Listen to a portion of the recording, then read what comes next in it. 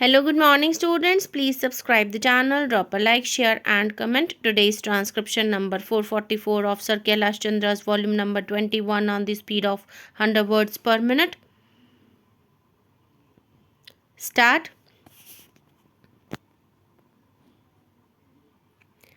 At the very outset, I would like to mention that the idea of introducing a compulsory savings scheme is not a new one and has been under consideration for the past several years. In fact, as early as in 1958-59, the National Development Council had expressed a view in its favor. We are also trying to secure the cooperation of trade unions and employers for its introduction. As a result, however, of the situation created by the emergency and the paramount need for finding additional resources to meet the growing cost of development and defense, the government came to the conclusion that it was no longer possible to rely on the proceeds of taxation and voluntary savings alone, and that introduction of some element of compulsory savings was unavoidable.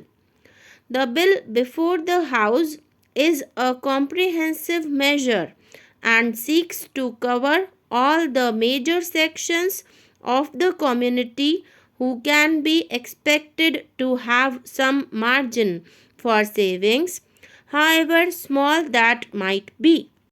It cannot be denied that compulsory savings would impose some hardship, particularly on the lower income groups. No one would have been happier than ourselves if we had the means of eliminating these groups from the scope of compulsory savings. But in our country, by far the major portion of the population is poor, and unless the poorer sections are also made to save, we cannot hope to build the country's future prosperity.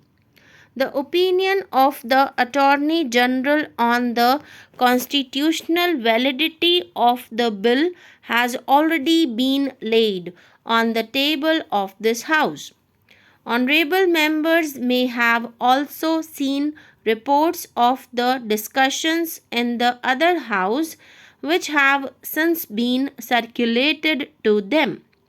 I have nothing much to add to these issues except to confirm that, in our view, Parliament is fully competent to legislate on a measure of this type, and that the restrictions which this bill seeks to impose are reasonable restrictions and are in the interests of the general public within the meaning of Article 19(5) of the Constitution.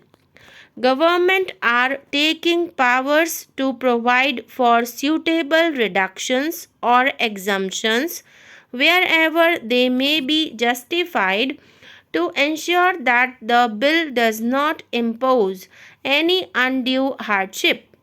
The schemes to be drawn up will be laid before Parliament, and honourable members would have full opportunity to suggest whatever modifications that they consider necessary.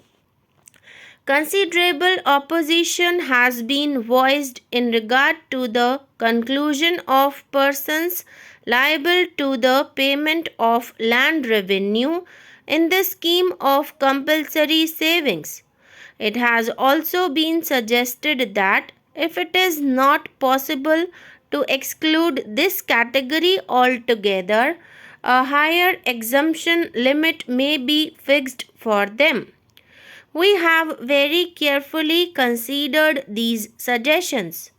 May I inform the House that before the bill was drafted, there were detailed discussions with the chief ministers and finance ministers of the states, and the conclusions reached were that in a comprehensive legislation of this type, it would not be appropriate to exclude the rural sector, which has also had its fair share of rising incomes and growth in agricultural production and economy. A very large proportion of investments made by government has been on multi-purpose river valley projects for providing irrigation and electricity facilities. The main benefit from these projects cannot but be assumed to have accrued to the agricultural classes. On the other hand, land revenue rates have not increased in the same proportion as the other forms of taxation. It should also be borne in mind that on an average the land revenue liability is less than 2% of the total agricultural income, and as such compulsory deposits at about 50% of the land revenue payable at the rates in force in 1959-60 cannot be construed as onerous.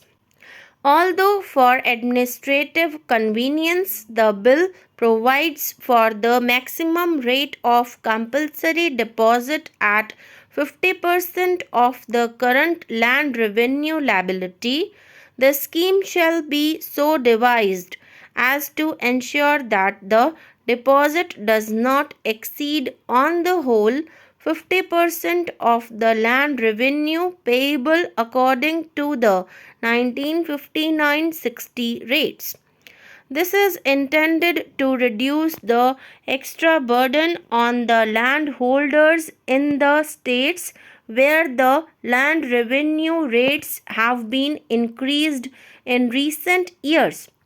Nevertheless, with a view to removing the hardship on small landholders, we have agreed to exempt those small landholders whose land revenue liability is less than rupees 50 per annum by making necessary provision in the scheme to be drawn up. As a result of this exemption, almost half the total land revenue payers would be excluded from the scope of compulsory savings. I might add that some of the less developed states whose need for resources is very much more were urging for a lower exemption limit. We have not found it possible to agree to any decrease in the exemption limit. So, in the circumstances, this bill deserves the approval of the House.